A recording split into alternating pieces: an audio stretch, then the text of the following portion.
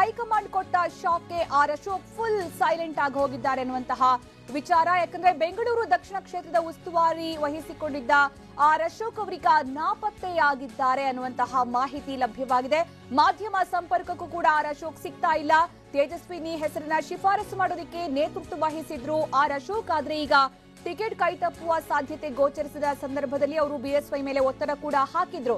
ಆದ್ರೆ ಈಗ ಟಿಕೆಟ್ ಬೇರೆಯವರಿಗೆ ಸಿಕ್ಕಿದೆ ಅನ್ನುವಂತಹ ಮಾಹಿತಿ ಸಿಗ್ತಾ ಇದ್ದಂತೆ ಅವರು ಈಗ ನಾಪತ್ತೆಯಾಗಿದ್ದಾರೆ ಅನ್ನುವಂತಹ ಮಾಹಿತಿ. ಅಂದ್ರೆ ಎಲ್ಲಿದ್ದಾರೆ ಅಂತ ಗೊತ್ತಾಗ್ತಾ ಇಲ್ಲ, ಯಾರ ಸಂಪರ್ಕಕ್ಕೂ ಸಿಗ್ತಾ ಇಲ್ಲ ಅನ್ನುವಂಥದ್ದು.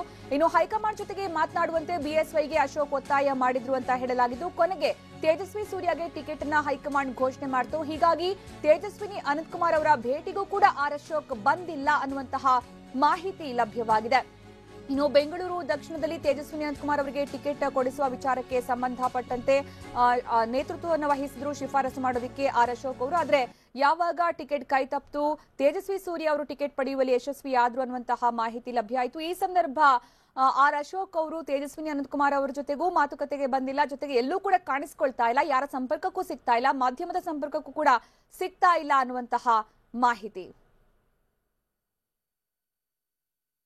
ಇನ್ನು ಟಿಕೆಟ್ ಕೈ ತಪ್ಪುವ ಒಂದು ಸಾಧ್ಯತೆ ಕಂಡು ಬಂದಂತಹ ಸಂದರ್ಭದಲ್ಲಿ ಆರ್ ಅಶೋಕ್ ಅವರು ಅಲ್ಲಿಂದ ಈಗ ತಲೆಮೆರೆಸಿಕೊಂಡಿದ್ದಾರೆ ಅನ್ನುವಂತಹ ಮಾಹಿತಿ. ಅಂದ್ರೆ ಹೇಗೆ ಫೇಸ್ ಮಾಡ್ಲಿ ಅನ್ನುವಂತಹ ಯೋಚನೆನೋ ಅಥವಾ ಬೇರೆ ಏನಾದ್ರು ಸ್ಟ್ರಾಟಜಿ ಆಗ್ತಾ ಇದೆಯಾ, ಅಥವಾ ತಾನು ಹೇಳಿದ್ದು ಆಗಿಲ್ಲ ಅನ್ನುವಂತಹ ವಿಚಾರದಲ್ಲಿ ಅಸಮಾಧಾನ ವ್ಯಕ್ತಪಡಿಸ್ತಾ ಇದ್ದಾರೆ. ಒಟ್ಟಾರೆ ಆರ್ ಅಶೋಕ್ ಅವರು ಬೆಂಗಳೂರು ದಕ್ಷಿಣ ಲೋಕಸಭಾ ಕ್ಷೇತ್ರದ ಉಸ್ತುವಾರಿಯನ್ನ ವಹಿಸಿಕೊಂಡಿರೋರು ಆರ್ ಅಶೋಕ್ ಅವರು. ಆದ್ರೆ ಈಗ ಅವರು ಇದ್ದಕ್ಕಿದ್ದಂತೆ ಹೈಕಮಾಂಡ್ ಕೊಟ್ಟ ಶಾಕ್ಗೆ ಅಶೋಕ್ ಅವರು ಫುಲ್ ಸೈಲೆಂಟ್ ಆಗಿರೋದು ನೋಡ್ತಾ ಇದ್ರೆ ಅಸಮಾಧಾನದಿಂದಲೇ ಸೈಲೆಂಟ್ ಆಗಿದ್ದಾರೆ ಅನ್ನುವಂತಹ ಮಾಹಿತಿ ಕೂಡ ಲಭ್ಯವಾಗ್ತಾ ಇದೆ.